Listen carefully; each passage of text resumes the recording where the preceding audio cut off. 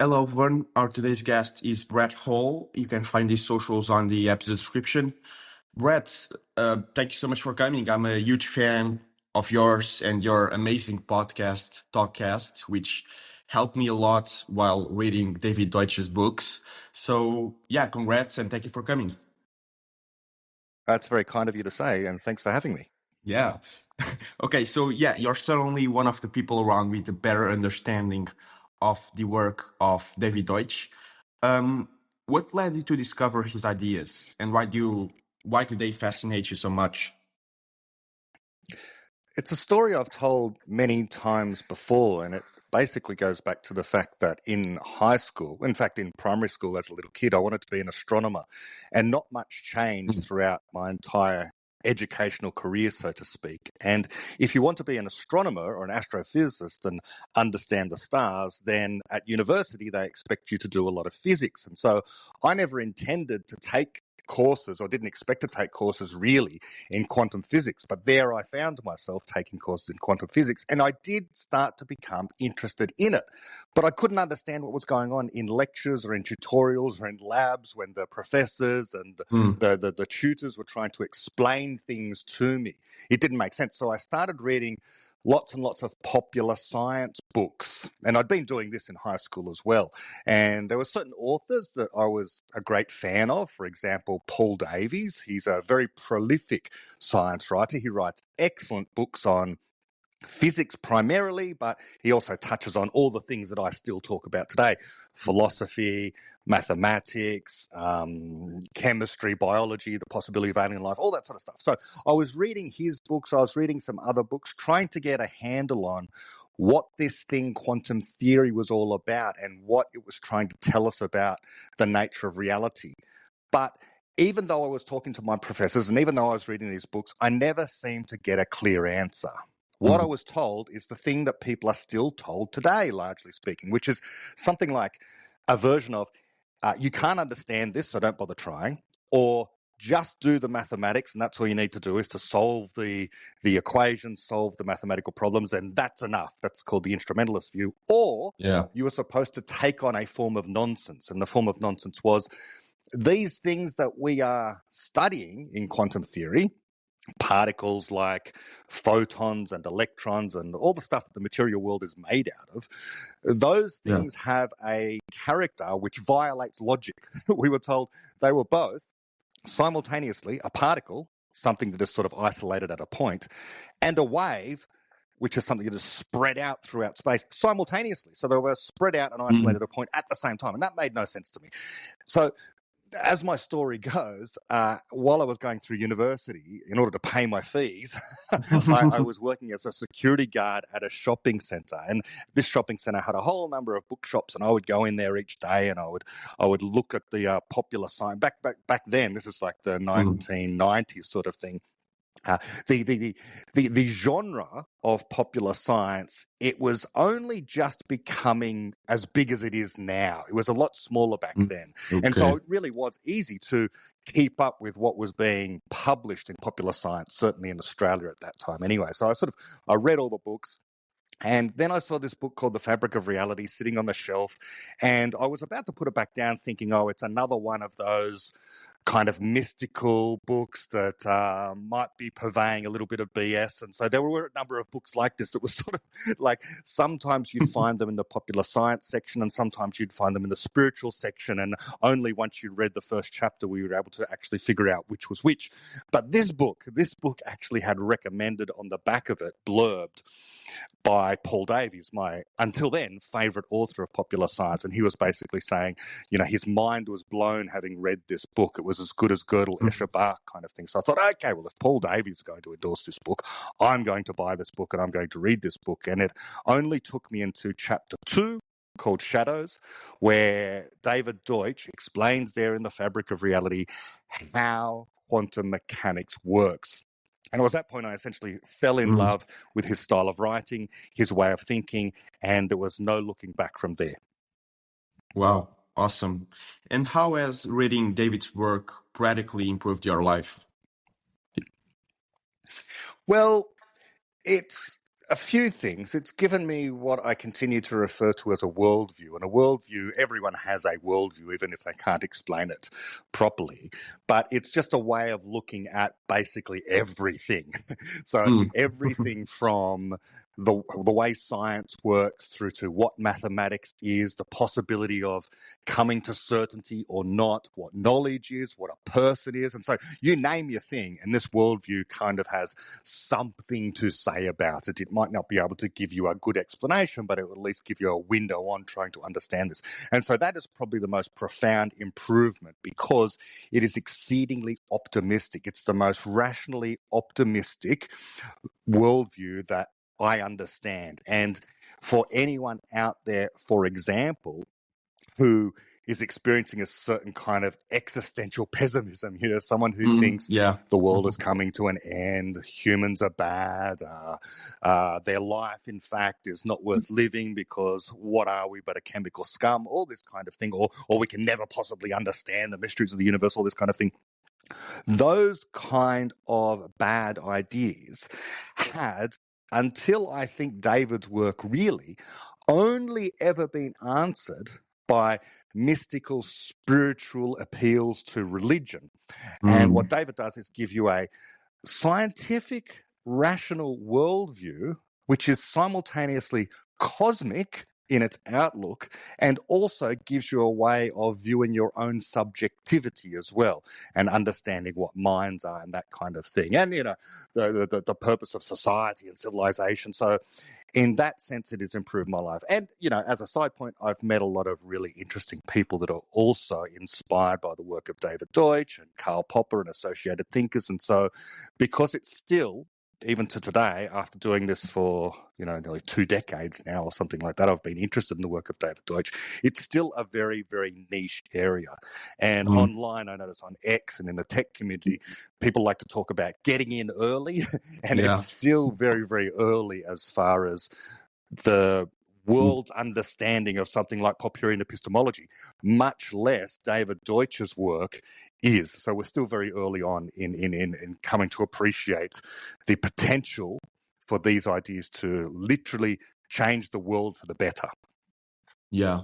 I want to get back to Popper in a second, but one of David's greatest insights is that he shows how humans, by being universal explainers, we are not just like smart monkeys. Monkeys are not capable of encoding much knowledge outside of what's in their genes, so only non-explanatory knowledge. And humans are capable of anything that can be deduced, we can deduce, anything that can be imagined, we can imagine. And we are qualitatively different from that classic figure of the classic evolutionary image. So how should we completely reframe our understanding of what it means to be human? Mainly in the fields of morality, education as well, how we relate to non-human minds. If indeed there are non-human minds, that itself is a substantive position to take at the moment.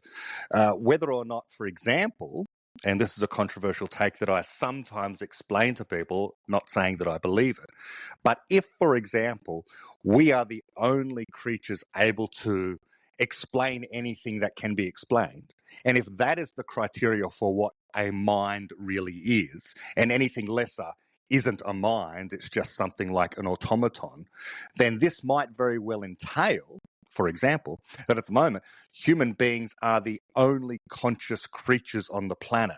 Now, there are many answers to this question about what consciousness is. None of them are any good at the moment. Maybe perhaps all of them are wrong. For example, people sometimes say, we can't draw a line, a black and white line, or a line either side of this black and white distinction between the conscious and the unconscious. So perhaps literally everything is conscious down to the smallest cell, and some people say all the way down to the most fundamental particle. That's the panpsychist idea. But if it is the case, for example, that consciousness is not just anything with a nervous system, and it's not just a conglomeration of matter of a certain complexity. If it is tied to this ability to explain stuff, and the capacity for suffering, the capacity to have a conscious experience is actually tied to this, what David has distinguished as being the thing that makes a person, namely the entity's capacity to explain literally anything, in principle, not in practice, but in principle,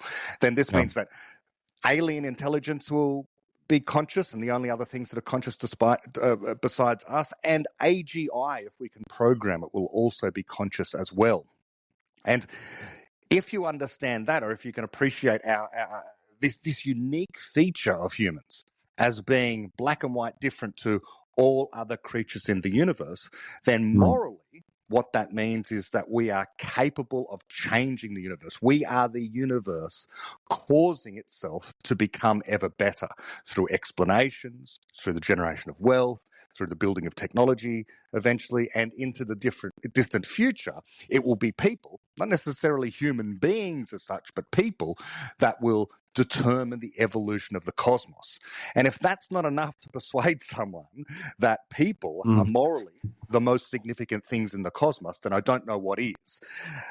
It may be the case, of course, and I'm not saying that, I have pet cats, for example. I'm not saying your pet cat isn't conscious necessarily. I'm saying there's a possibility that it isn't. But even if it is, the key factor in concern for other creatures is their capacity to have this cosmic effect on the universe, because in the long run, that is what is going to cause changes in the universe. And the only thing that's going to save other creatures out there, if they're not universal explainers, if they're not people, will be people. You just take the simple example of the Earth. Right. Eventually, of course, the sun is going to expand and it's going to extinguish all life on Earth unless we or some other species of people do something about it. And so, again, that brings in the centrally moral importance of people in the cosmos. Okay, great. Okay, Popper. If Popper is so good and true, why isn't he more popular? Like, especially among the academia and scientists, philosophers. Recall that, Popper's earliest work, I think, came out in the 30s, something like that. And he hasn't been around as a thinker for that long, really. How long, we might consider, did it take for Charles Darwin's ideas to take off in academia? It was somewhat faster than that, I suppose.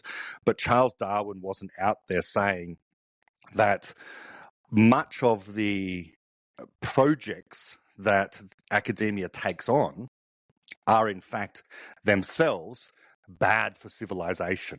The way in which people are taught, the indoctrination they go through, the Marxist leftist leanings of certain institutions, all of these might be anti-civilization. So Popper had great critiques of the academy as it was. And if you're a person who has great critiques of the academy, you might not very well be popular among the academy, especially if you are critiquing some of the great heroes of the academy, people like, starting all the way from Plato, but through to, Kant and Hume and a lot of the classical philosophers, all of whom Popper, by the way, said were geniuses of one degree or another. He had great respect for the people that he was standing on the shoulders of, but he also had great criticisms of them. And so in order to understand Popper's worldview, you need to understand all of these other thinkers and the criticisms against them as well that he was speaking about in order to make progress. So why isn't he more popular? Well, he was just an anti-establishment kind of figure, even though he spoke about the importance of tradition and so on and so forth. He was still someone who was saying of other thinkers who are still popular in the academy today that they have severe flaws. And here are those flaws. Here's a better way to understand epistemology. Here's a better way to understand political systems. Here's a better way to understand what science is all about, role of evidence, all of this sort of stuff. So it itself is deep and broad. I think there are a few places that you can probably go around the world in order to learn more about Popper, but it is, again, kind of niche. And so in one sense, at least, it's kind of advantageous to anyone who might be listening, for example, to understand that precisely because Popperian epistemology is not the sort of thing you're going to pick up in a traditional institution, whether it be at school or university or basically anywhere else. But nonetheless, it is more true than any of those versions of philosophy and epistemology that you're going to encounter in the established institutions, that you are at an advantage if you are going to take on these ideas now, because you are getting in still early. In the long run, as David Deutsch likes to point out quite often, everyone is a Popperian in the areas in which they excel.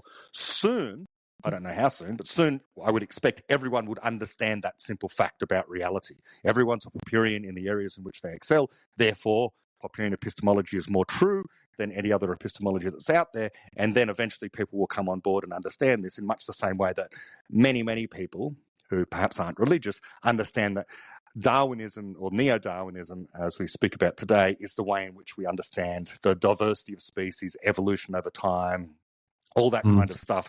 But we shouldn't expect that any new great idea is going to have necessarily rapid uptake, especially in the areas of philosophy. Most people aren't interested in philosophy, full stop, let alone reading why the most popular philosophers have made a whole bunch of different errors. And Popper is the philosopher that kind of points out the problems with every other philosophy.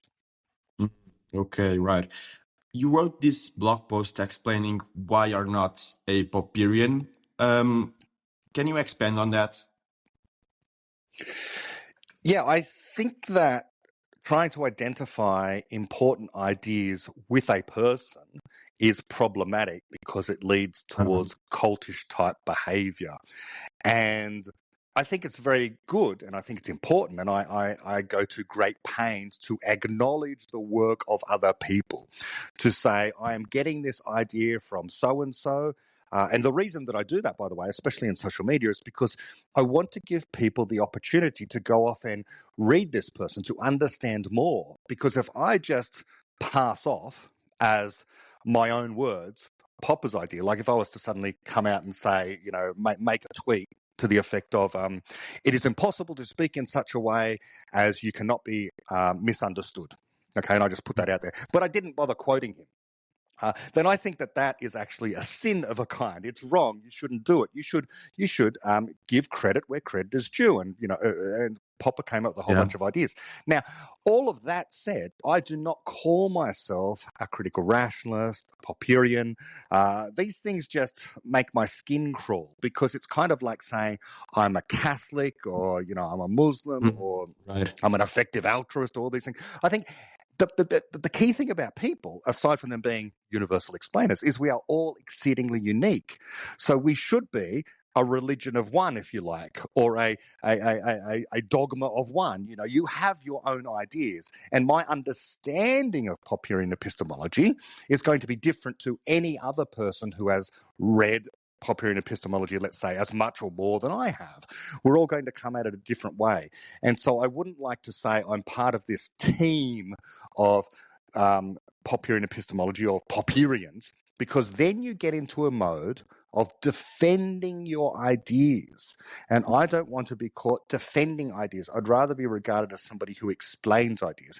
Defending your ideas, it's kind of like when you're in a war, you will do anything to survive, and there's nothing that your side can do wrong, and everything the other side does is going to be wrong. You're always right, they're always wrong. And that's what a defense is kind of about. I would rather be in the position of being able to acknowledge when, for example, Popper might not have been complete and someone else will have better ideas, or if, for example, I think I might be able to improve Popper's ideas, and I do think that I've improved Popper's ideas, then what do I say? Do I say, I'm a Popperian, but I'm better, or I'm a Popperian, but I disagree with this? It's just easier to explain the stuff rather than... Also, the other issue with any of this is whenever you identify as being a part of a certain team or a certain religion or a certain philosophy, and you self-identify as that, I'm an Ayn Rand objectivist, then people will automatically conjure in their mind, if they know anything at all about Ayn Rand and objectivism, they will conjure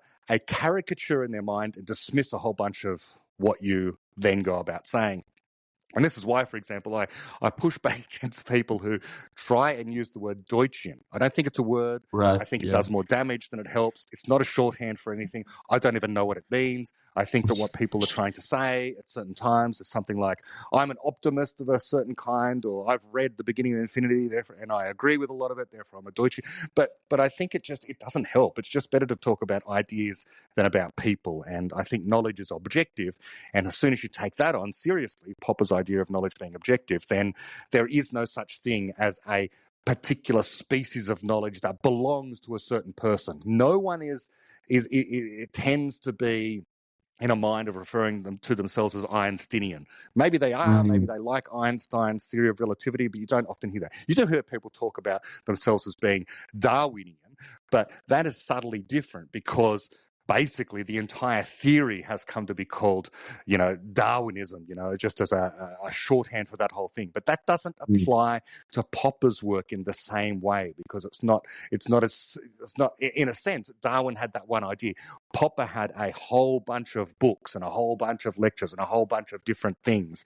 So Darwin didn't quite have the oeuvre and the breadth that Popper did. Right.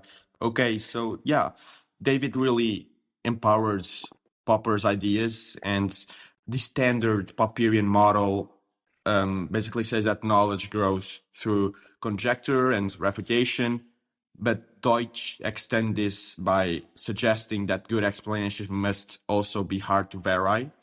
However, like even the criteria for hard to vary are themselves kind of embedded in our current epistemic contexts.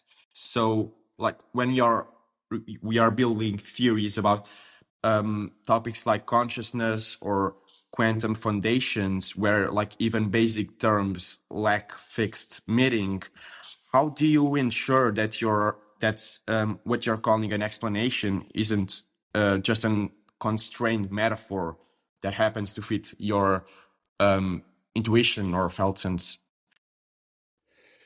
Yeah, so fixed meaning is interesting. So that when you use that phrase, that sounds to me like what you're asking for is a definition for something like an explanation. And as David has said on a number of occasions, it is impossible to define explanation. We can say certain things about what explanations are, but we can't pin it down definitively.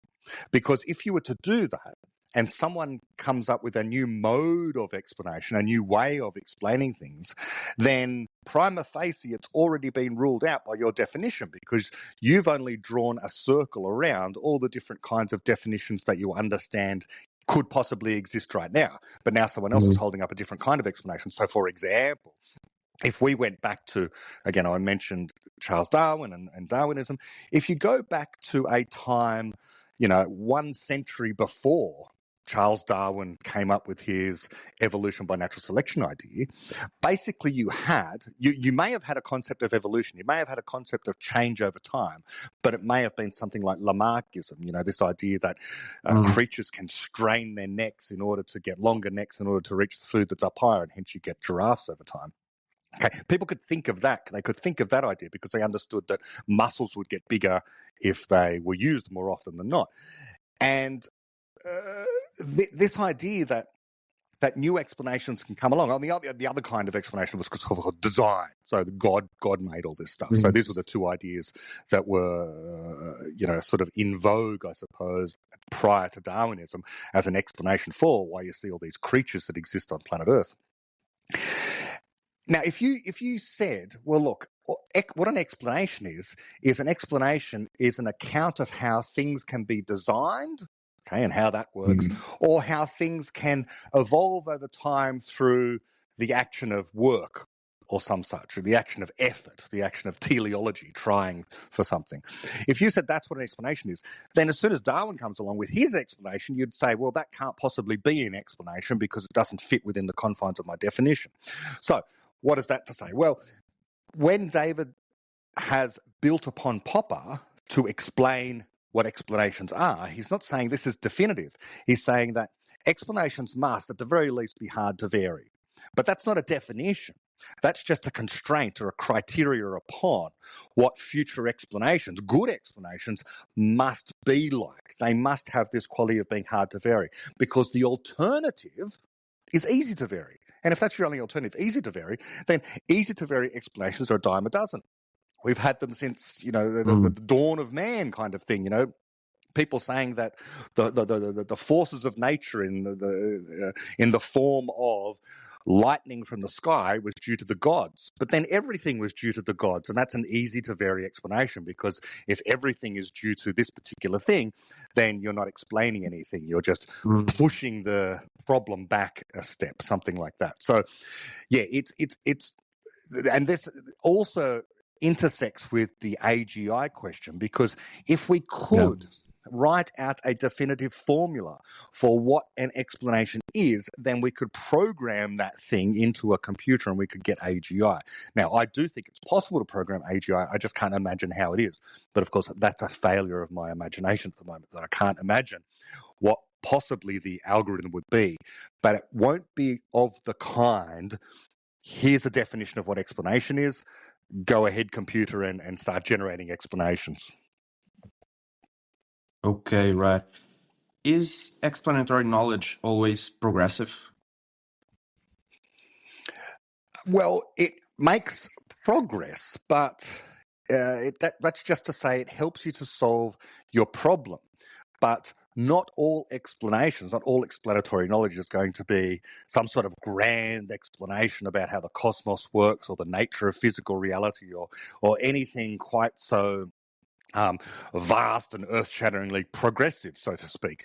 The successor theory to general relativity is going to make progress. The successor theory to how to make a better smartphone is out there waiting to be discovered, and it is going to lead to progress. But, it's explanatory knowledge that people come up with every single day of their life, like... where can I get some milk? I've run out of milk for my tea. Well, you're going to have to generate an explanation about how to do that. But even coming up with that explanation on the spot about how it's a public holiday and certain shops are closed, so you're going to have to go here rather than there, that will be an explanation. But calling that progress in anything but the most narrow kind, I don't know. It'll certainly help you to make progress that particular day to get your milk, but in the grand scheme of things, perhaps not. Okay, right. So the claim is you arrive at truth by conjecturing as to the explanation behind things, and your theories will make certain predictions, but it's not the predictions that are important, it's the explanation. Predictions are byproducts of explanations, and I think most people don't understand the role that explanations plays in finding truth. They just think, you make a prediction, and if the prediction is correct, then you arrive at truth. If good explanations are what actually move us closer to truth, not predictive success, how should we think about disciplines like machine learning, which produce a stunning prediction with zero explanatory depth? And are we in danger of confusing opaque correlations for knowledge? And if so, what would it take to reorient science back to hard explanation in an age that's increasingly seduced by output over understanding? So good explanations won't get you. I'm sure you already know this, in fact. So I'm just going to reframe the way in which you've posed that particular question. But good explanations won't get you to truth. Conjecture and refutation won't get you to truth. The better way to frame this, as Popper told us, was to recast that claim as one of being about detecting and correcting error. So a better explanation is going to figure out errors in the previous explanations upon which it is building, figure out what those errors are and correct those errors. So you're not going to get to the truth. In fact, we should expect that all explanations and all knowledge contain falsehood, and so in the ultimate analysis are going to be false. And so in the area of technology, whether it's AI, moving towards AGI or anything else, rather than having a criterion of how can I get to the truth, it should be how can I identify and correct errors. Now, just as an aside, by that process, especially if it's in the area of science or in the area of building ever better technology, then by detecting and correcting errors, you will tend in the direction over time, in the long run, towards something that is a closer model of reality than the previous one that you had, by the very measure that you just mentioned, which is prediction. So some of these theories, some of the time, make predictions in a very narrow sense. So in physics, you can make predictions. In chemistry, you can make predictions. Even in medicine, you can make predictions. Take this antibiotic, it's going to cure your infection, that kind of thing. So those are predictions. But in certain other areas, it actually explains why, the subject matter itself explains why predictions cannot be made there. So, for example, if you're talking about the nature of personhood or morality or even, in fact, economics, those areas tend not to be able to make predictions precisely because they contain these entities called people, which, among other qualities they have, are inherently unpredictable. And they're inherently unpredictable because they are creative knowledge generators. They are creative explanation generators. And so that creative aspect is real. It's not just a placeholder for something we don't understand. It means literal creativity, and literal creativity cannot be predicted because, after all, if you could predict it, then you would have the object of that creation now, meaning it wasn't a creation in the long run, which is a strict contradiction. So in the area of AI, what we want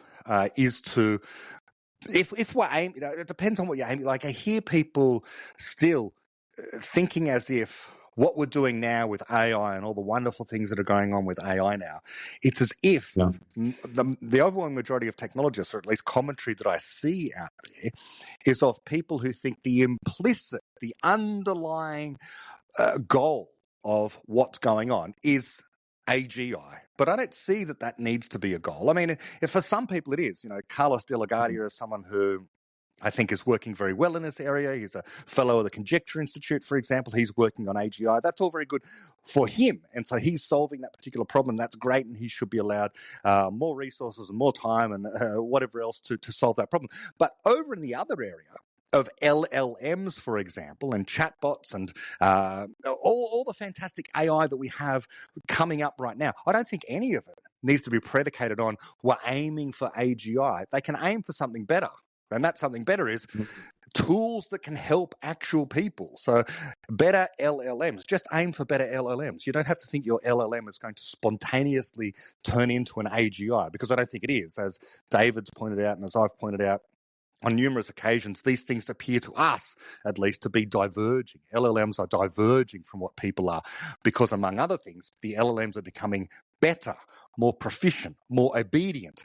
And people, on the other hand, are not more obedient. And you don't want people to be more obedient for a certain sense of obedient, right? You don't want them to always be doing simply what they're told to do, because that way lies madness, that way lies authoritarianism, that way lies no progress ever. If all that a person ever was obedient, then they would just take on board all the ideas they are given and never generate anything new. And that's not what you want. You want them to actually break the rules, not break civilization rules or break the rules of, the road or something like that. That's not what I mean. I mean the rules about what constitutes good ideas. And so you want people to be able to say, I don't really like that idea. I'm going to improve that in some way, shape or form. I regard that as a kind of disobedience, a disobedience that's worth keeping, so to speak. Right. Okay. But do you think AGI ever will be able to create good explanations? It must be. That will be its defining characteristic, because AGI, like human beings and like alien intelligence, are distinguished from all other entities in the universe as being people because they can create explanations. So if an AGI cannot, in principle, create a new explanation, then it's not an AGI. It doesn't count. It's a creative act is the generation of new explanations.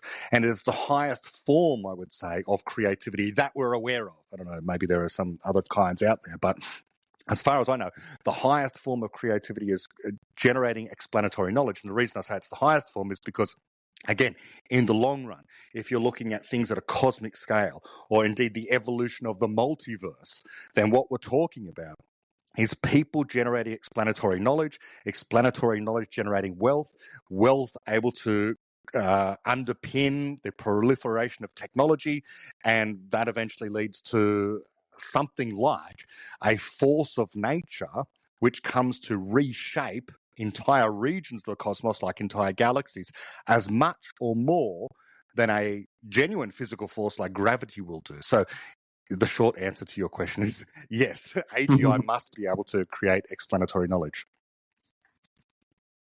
When do you think AGI will arrive?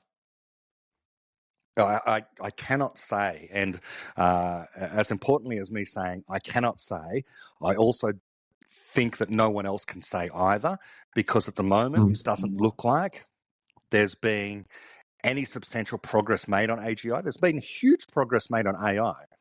And you might want to project, how fast, even this is dangerous, right? And I don't even think that I've got a lot to say. People making prophecies and predictions and forecasts. I've done a series on this, and I think in technology it's rife. The same way that in the financial system it's rife. People want to try and predict what the stock market is going to do, and people want to predict the way in which technology is going to go. All of this is crystal ball clairvoyance type stuff. I don't think that anyone really knows. And AGI is nowhere on the horizon. There are no indications that any computer system is becoming more disobedient or more like a person. But that is impossible to say. I think anyone who says that they know when AGI is coming, they're a snake oil salesperson. Their claim to know when the AGI is coming can be dismissed for exactly the same reasons that they use to say they know when AGI is coming. In other words, they don't have one. They just are guessing. They like to couch it in Bayesian terms. I'm updating my prior, and I am now saying that my prior probability of AGI within the next 5 years is 95%. It's like they don't know. They're just making it up. Now, you might be able to say something like ChatGPT 6 is going to have these capabilities, and they might list them. And that one I might listen to a little bit more if the programmers at OpenAI, for example, say, this is what ChatGPT 6 will be. And the only reason I would listen to that prediction is because they might have inside knowledge. But if they start saying, our inside knowledge of the latest chatbot we've got, the latest ChatGPT, that is being experimented on, it seems like AGI to us, then I would just say they probably don't know what they mean by that phrase AGI. But all of these phrases are being denuded of their original meanings. So it gets more and more difficult, because I do hear now that what people in the technology space are calling AGI just isn't what I would call AGI. It's just something like a more proficient chatbot, and I don't think that's what a person is. Right. So like the biggest difference between an AI and an AGI is that an AI is confined to always solve a problem. So even if we present ChatGPT a problem and he can't even solve it, he will always present us an answer, even if it's wrong. So it's obedient and enables human creativity, and an AGI is totally the opposite of that, right? Yeah, it's literally the distinction between a hammer and a carpenter. I mean, a hammer is the tool that the carpenter uses, but the carpenter can decide to use that hammer in any number of an infinite number of ways, really. And a person, as distinct from an AI, is the difference between that. The AI is only ever a tool. It is going to solve problems given to it by a person. But even then, it doesn't take on the problem. It doesn't have the problem. It's just a calculation engine of a kind. The calculations are often hidden behind deep, deep layers of language, for example. But ultimately, what it comes down to is some form of calculation being done, because that calculation is required by a problem that a person has. The LLM doesn't have a problem. It's not sitting there thinking to itself, I've got these impulses, or I'm curious about this thing, or I wish I could do this rather than that. Nothing. It's waiting there to be prompted. And even that anthropomorphizes it too much, because it's not really even waiting there. It's a tool. It's a tool that is waiting there in the same sense that a hammer is waiting there for the carpenter to use it. And so conflating the tools with the tool users, I think is not merely scientifically wrong and incorrect and philosophically incorrect. I think it's morally wrong as well. It's wrong to say of these LLMs that they are becoming more human-like, because in order to do that, you have to also simultaneously say that the people are kind of like LLMs.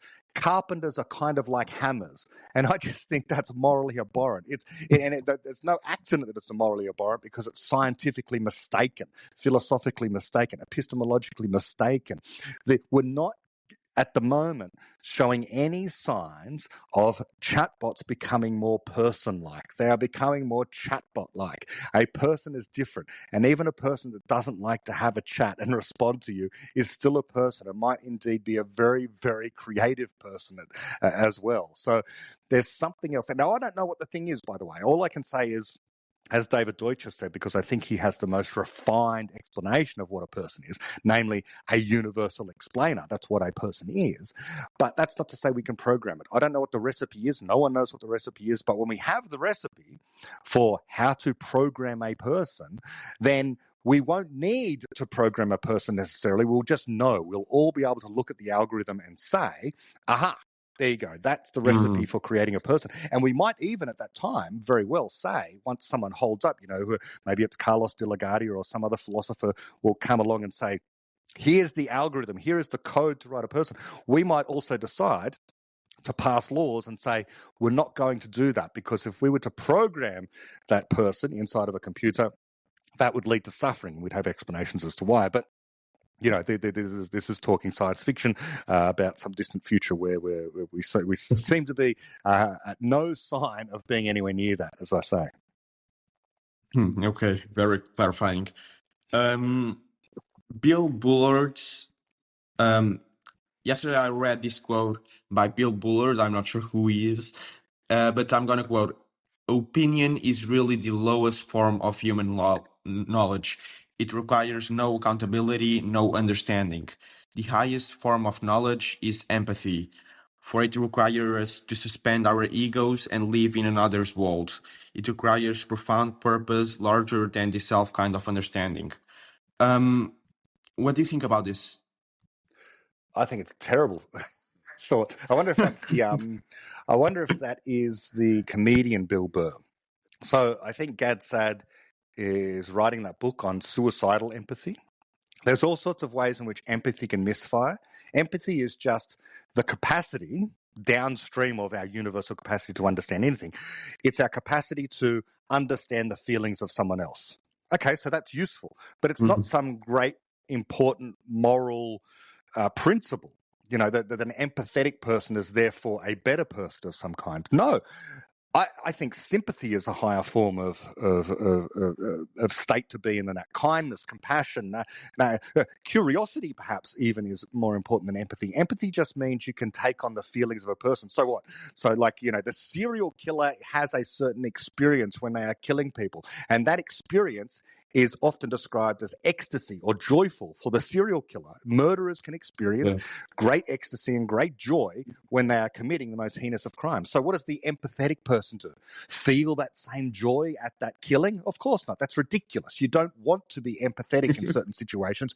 You want to understand what's going on there and perhaps recognize that certain forms of empathy are in fact really, really, really bad. So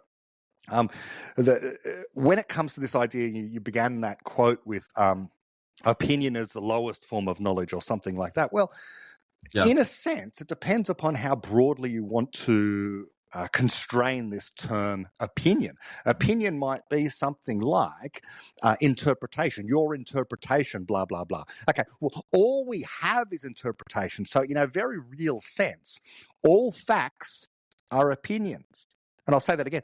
All facts are opinions because there's no such thing as this Platonic ideal of a fact. A fact is something that falls out of an explanation in some way, shape, or form. And you, the subject, the person comes along and reads the fact, you then interpret the fact. You don't have the final truth with respect to that fact. So if I was going to critique Bill Burr's quote there, I would say, well, that's your opinion. What you've just given me is your opinion, which you've just described as the lowest form of knowledge. So can I just dismiss everything you've said based upon your own criteria? Well, but I don't think opinion happens to be the lowest form of knowledge. I think opinion is actually, in a very real sense, all we have, because it's, many people have said before, it's interpretations all the way down. You don't get to bedrock. You don't get to the final truth. What you have, as Xenophanes says, is a woven web of guesses. Everything is interpretations.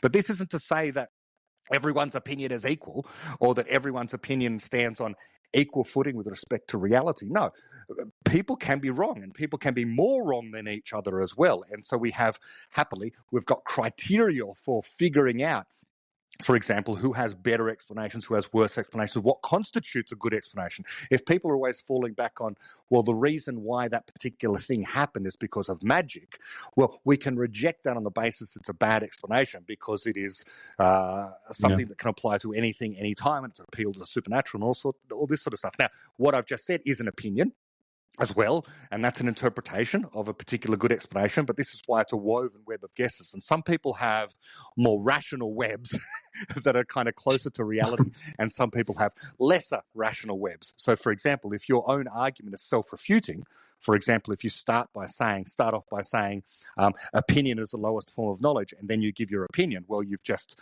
outed yourself as being not particularly well thought through in terms of your arguments. Yeah. Okay. Deutsch has argued that the Enlightenment could have happened 1,000 years earlier, but it didn't, possibly due to cultural conditions not conducive to error correction. If you had to identify the modern analogs of such inhibitory forces, beliefs, or institutions that masquerade as knowledge generating but actually block explanatory knowledge, what would they be? They'd be very similar to the ones that occupied us for large parts of our stagnation throughout the history of humanity. Now, many of these are gone in the West and in the Enlightenment. Not all of them, but when set beside cultures that are still in stagnation. So pick your static society. There are places, for example, in South America where people still live in the Amazon in a tribal way.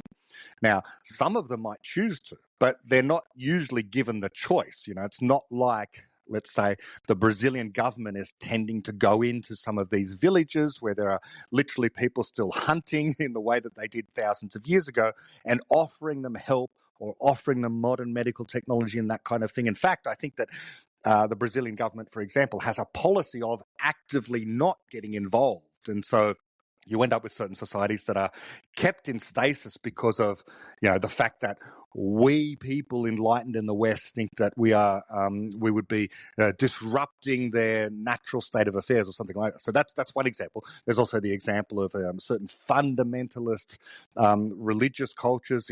Islamism is possibly the most important one at the moment, where very little progress is made. These kinds of cultures are emblematic of what all people were experiencing thousands of years ago. No progress was being made. People just were born into a particular village, lived in that particular village their entire lives, nothing much changed, and they died, and their children basically lived the same lives as they did, generation upon generation for thousands of years. So what could we do today to try to ensure that societies that exist now are all making progress? Well, we need to spread the Enlightenment further and further. We need to have people understand that it is okay to criticize literally any idea. Because the thing that makes the difference between a society that is dynamic and making rapid progress and a society that is slowing down and making no progress or slower progress is a tradition of criticism. Being willing to stand up and say of that scientific theory, that religious principle, that moral claim, this political leader and their policies, whatever it happens to be. If you have a stance at any time in any place of saying you're not allowed to criticize that thing, under pain of prison, under pain of death or punishment or ostracism for whatever reason it happens to be, then that way lies stagnation and stasis. So don't do that thing, okay? You must always preserve the means of error correction, preserve our capacity to criticize. And so that's what I would say about societies today, or institutions today, is to always be on the lookout and to illuminate it with a big neon sign saying, look here, someone is saying that you shouldn't criticize this thing. And I think every thing should be criticized, even this thing that I'm talking about now, the tradition of criticism. You can criticize it all you like, as long as you don't misfire, as long as you don't start saying, okay, so because I've criticized this thing, I think that this tendency to criticize is itself bad, and so we should stop doing it. Well, that would end error correction very quickly, and so you shouldn't want to do that. But we do see places today in the West, in the enlightened West, where there has been eruptions recently of this willingness to say that criticism itself is bad, or criticism of ideas is bad. And that's happening in the academy, and it's one of the defining parts of what often goes under the umbrella of woke. This idea of woke is there are certain ideas off limits. You can't criticize this thing. And if you do criticize this thing, we're going to call you racist, we're going to call you homophobic, we're going to call you transphobic, or any one of a number of other things. And in fact, we might even use the law to stop you from talking about this particular thing. So all of that is anti-critical, and it is a way of corralling modern societies into something more like pre-modern societies or ancient societies. Okay. Where do you think we can see the Enlightenment values? We can see the Enlightenment values in today's institutions. What some institutions that you think really inherit the Enlightenment values? The Westminster parliamentary system is a very good case in point. In fact, any of the modern democracies, you go into their parliament and literally nothing is off limits to say. So in the United States, for example, in the general the town square, so to speak, your free speech is protected by the First Amendment. Now, in Australia, for example, we don't have free speech. It's a really interesting thing. We don't have free speech. And so there are certain things you can say which might offend someone else, and you can get hauled before a court, and you could potentially get fined and thrown in jail for things that you say that might not be particularly pleasant, but just by virtue of the fact that someone thinks they might have been racist, sexist, homophobic, and so on, those things that I mentioned before. Now, the interesting thing is you can say those things inside of Parliament House in Australia. So inside of Parliament House in Australia, you can't be prosecuted for what you say in there. Now, I don't understand why that rule doesn't apply to all of Australia instead of just inside the Parliament. So in a sense, the Parliament of Australia is more enlightened than the rest of Australian society by the measure of what are you allowed to say, where and when. And so the institutions that are best tend to follow in that Westminster tradition, where the British and various others did figure out that a key feature of, even if they weren't aware of this, I don't think they were really aware of it explicitly, because Karl Popper had to actually discover this idea, namely that a tradition of criticism is a thing that allows for progress. What the early thinkers on this were thinking about when it came to the Magna Carta and that kind of thing wasn't so much progress. They were just thinking more about in terms of, well, everyone should be allowed to say whatever they want because the authorities don't have any special access to the truth. Everyone can kind of create knowledge themselves, error correct and so on. They wouldn't have used that language, but what they were doing in setting up these institutions that we inherit today in the West and the Enlightenment, what they were doing was setting the foundation. Don't really like foundations, but they were certainly setting up society in such a way that it allowed for rapid progress. And one of the key things was free speech, okay, which is interpreted different ways around the world, but it is the idea, and the reason that it exists is so you can correct errors. And so the best places in the West that are instances of the Enlightenment as far as institutions goes are the ones where you're allowed to say pretty much whatever you want. When I say whatever you want, I don't mean, you should be allowed to, people always get this kind of thing wrong. You're not allowed to, stand up in front of a mob of people who happen to agree with you and say, let's go and kill all the people, over there or something like that. That's not what free speech is. Free speech is about trying to preserve the means of error correction, trying to identify errors and correcting them, and calls for violence are not that. Okay, great. I always like to ask people, what advice should you give to young people? So perhaps little Brad, do you have anything to say to him? Can I just ask now, I listened to part of your conversation with David Deutsch. Did you ask him this question? No, because I know that he will say. Because I'm going to say the same. Yeah, you know what he would say. I'm going to say the same thing that I expect you to say. I don't like to give advice. Now, okay, having said that, it's possibly better to frame it in terms of what would I like to have known back then that I know now. And I suppose it's almost all of the things that I know now. If only you could, if I could go back in time and just pass on some knowledge or some wisdom or something like that, I think it would just be the excitement of this conjectural understanding of knowledge. So the fact that what you're not searching for is the final ultimate answer. That in fact, everything in your life is about solving a problem, which constitutes correcting an error of some kind, because in that way, you're always making progress. And progress will always be incremental and you will always make mistakes, but you're never going to get to the final answer. So forget about finding the ultimate laws of physics. Back then when I was a kid, I probably was interested in science and I wanted to know the final truth about whatever the phenomenon happened to be. But if I was simply told, this quest for knowledge that you're on, this quest for understanding that seems to be animating your life, there's actually no end to it. So forget about trying to find certainty. Forget about trying to find the mystery that is behind everything.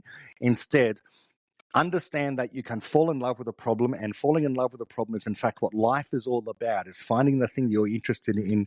And that is an unending project. That is the thing that will keep you getting up every single morning, because you may very well find that what you've been working on for the last few months or years isn't as exciting as what you initially thought it was.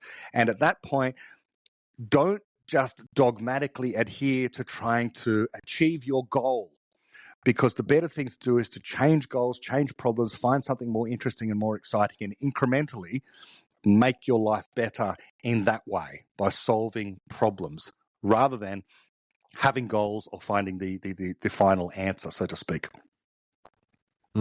Right. Yeah, well, life is problem solving, quoting Karl Popper. What's the most important thing you've learned in your life? Oh, that's a tough one.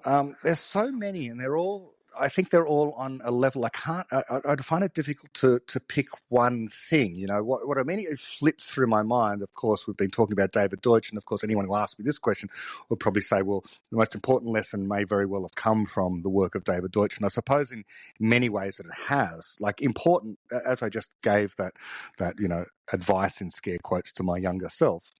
One thing that falls out of that is something like the quote about mathematics that I often refer to. Necessary truth is the subject matter of mathematics. It's not the reward we get for doing mathematics. Now, that's from the Fabric of Reality. It's such a short quote, and it doesn't seem to be all that important. But it's important in the sense that it tells you that everything can always contain error. You can always improve, even in the area of mathematics. So if it's even true of mathematics, then it's true of everything, that you will never get to this final answer.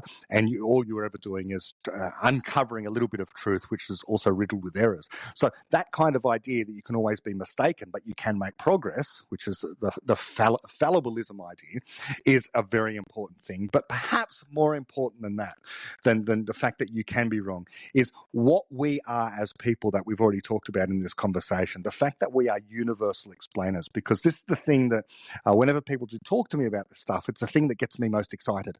This idea that we people, uniquely so far as we know, contain within us a model of the rest of physical reality. And that links us in a deeply profound, almost mystical way with the rest of the cosmos. So here, you yourself, inside the darkness of your mind, because your mind is running on your brain inside of your skull, which there's no light in there, That thing is illuminated. Illuminated by what? By knowledge. Knowledge is providing the light that guides you in a very real sense through this universe. And that light becomes brighter by the measure of more and more accurately representing the rest of physical reality over time. So that's the most important thing. It's kind of a difficult thing for many people to understand, but it gives a hint to this idea that we are universal explainers and that any other thing that is able to do that, create a model within its mind of the rest of physical reality, will also be a person deserving the same rights as what people here on planet Earth are given as well. Right. Okay. Did you ever thought on writing a book on everything you know about epistemology and the philosophy of science? Yes, over the years, people have asked me this and suggested this to me, and I've at fits and starts written a lot of things. I possibly have hundreds of thousands of words that I've written that I've never published, that just sort of sit on my computer, and they tend to get backed up on hard drives and moved from one computer to the next. So I have no want of text, so to speak, and I think it would be quite an easy task for me to just take it all and publish it, I suppose, in a book. But I don't want to do it. And the reason I don't want to do that is I really want to have, if I was going to put a book together, I'd want to have some sort of actual through line, so to speak, something that was profound and new. Because at the moment, I think a lot of what my writing is a kind of regurgitation of David Deutsch, of Karl Popper, of Richard Dawkins, various other thinkers. So it's not like much there is new, and I want to read something new, So when I read the work of David Deutsch, it's really interesting and profound because it's new. It isn't just a regurgitation. So, yeah, the short answer to your question is, yeah, I'd like to write a book, but at the moment, although I might have a lot of words there and they could potentially be published, I don't want to just put out something where the ideas are already there in one way, shape, or form. And also, the other issue I have is whenever I do think about writing something like a blog post or whatever, and I think, it'll only take me 10,000 words to explain this particular idea, I then am also pulled in a different direction of making a podcast or doing a video or something else. And so a book is something that would be almost an opportunity cost at this point, because in order to devote my time to it, I would have to stop doing almost everything else I was doing for at least a while. And I don't want to do that. Right. Yeah. Okay. So finally, what's the meaning of life? Well, someone asked me this not too long ago as well, and I immediately said, following Popper, the meaning of life is problem solving. So that's what you're here for. That's what all human beings are here for. But I think Popper also said that this was also true of every other organism as well. That in a sense, what the genes are doing is trying to solve the problem of how to propagate. Now, we're not the same, clearly, as bacteria or as bees or as bears and stuff like that. Our problems are different. So the meaning of life, we might better say, is something like making progress. And then people might say, well, what do you mean by making progress? Well, that's up to you. So it doesn't get you very far. It doesn't improve anything. It's almost like the old trope of the meaning of life is whatever you want it to be. Within reason, okay? And this is why I say progress, okay? So if you're solving your problems, then you're making progress. And that's the real meaning of life. If you are thwarted or undermined in your capacity to solve your problems, you will eventually find you become more and more depressed, despondent, angry. You will be frustrated in the world. And so you don't want that. You don't want to be thwarted in your ability to solve problems, because that sort of life is barely worth living.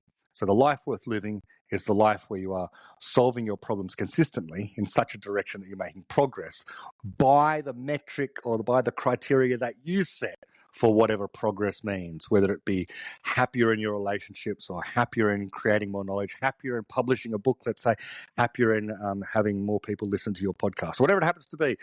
Solve your problems and you'll find that you will flourish more and you will make progress by whatever you think that means. Wow. Awesome. All right, Brett, thank you so much for coming. You are an incredibly nice guy. It was really great to have you on. And yeah, well, see you soon. Thanks very much. Thank you for your kind words, and good luck in the future. It seems like you've had a lot of really interesting guests, so more power to you for getting even more on board. Thank you, Brett. Really appreciate that. Thank you. See you. See you.